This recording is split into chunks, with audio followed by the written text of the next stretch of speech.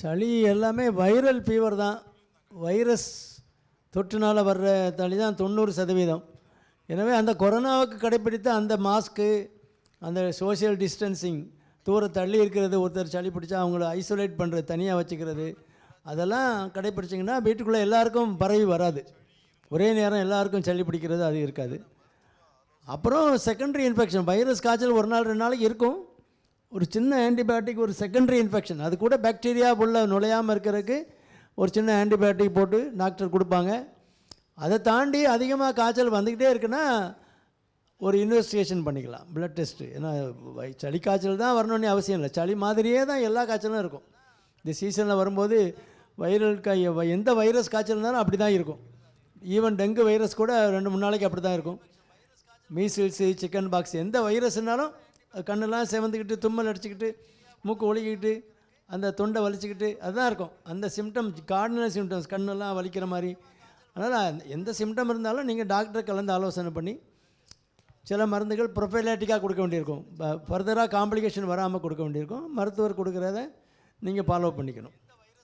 ஒரு கொஞ்சம் வெந்நிலே புழங்குறது நல்லது. குளிக்கிறது, குடிக்கிற தண்ணி எல்லாமே வெந்நிலே இருக்கிறது நல்லது.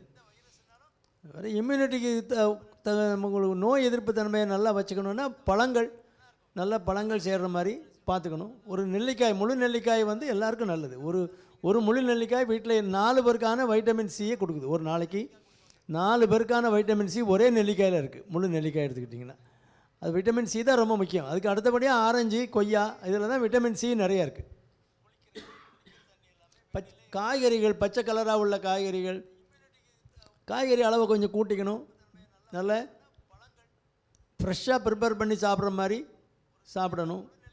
ஐஸ்கிரீம், ஐஸ் கோல்டாக அப்படி சாப்பிட்றது அதெல்லாம் அவாய்ட் பண்ணணும். இந்த சீசனில் எந்த சீசனுமே நம்ம அவாய்ட் பண்ணால் நல்லது. இல்லைனா ஒரு ஐஸ்கிரீம் கண்டிப்பாக நீங்கள் சாப்பிடணும், விரும்பி கொடுக்குறாங்க அப்படின்னா ஒரு 5000 ரூபா நீங்கள் தொண்டை வலிக்கு வரும் இல்லையா, அடுத்தால அதுக்குரிய செலவு ஒரு 5000 ரூபா வாங்கிடுங்க. இல்லைனா ஜிபே நம்பரை கொடுத்துட்டு வந்துடுங்க, அனுப்புனாலும் பரவாயில்ல.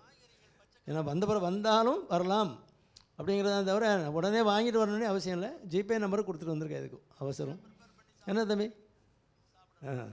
கொடுத்துட்டா நமக்கு அவசரத்துக்கு, ஐயா நீங்கள் தான் அந்த மாதிரி ஐஸ்கிரீம் சாப்பிட சொன்னீங்க, சாப்பிட்டேன், இந்த மாதிரி பிரச்சனை ஆகிட்டு மருந்துலாம் எழுதி கொடுத்துருக்காங்க, பில்லு பார்த்தா ஒரு 4500 ரூபா வருது, நீங்கள் ஜிபே பண்ணாலும் ஒன்றும் பிரச்சனை இல்லை, நான் நேரில் வந்து வாங்கினா வாங்கிக்கிறேன்னு சொல்லி வாங்கிட்டு வந்துக்கலாம்.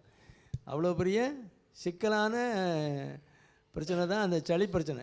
நீங்கள் வராமல் தடுக்கிறது, லேசாக வரும்போதே மருத்துவர்கிட்ட போய் ஒரு மருந்து மாத்திரை வாங்கிறது ரொம்ப நல்லது.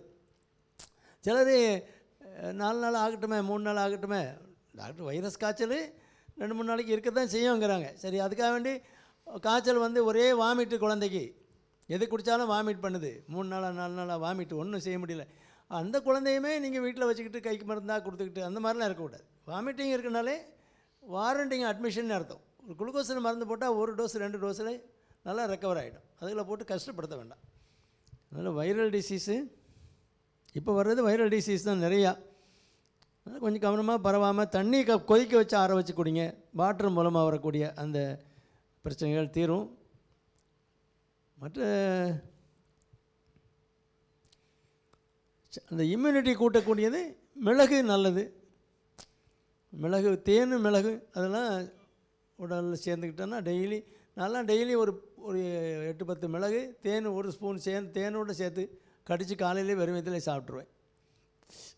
எனக்கு என்னவோ அடிக்கடி சளி பிடிக்கிறது அதனால் குறைஞ்ச மாதிரி தெரியுது. மற்றபடி ஒரு மாதத்துக்கு ஒரு தடவை, 2 மாதத்துக்கு ஒரு தடவை வரும்.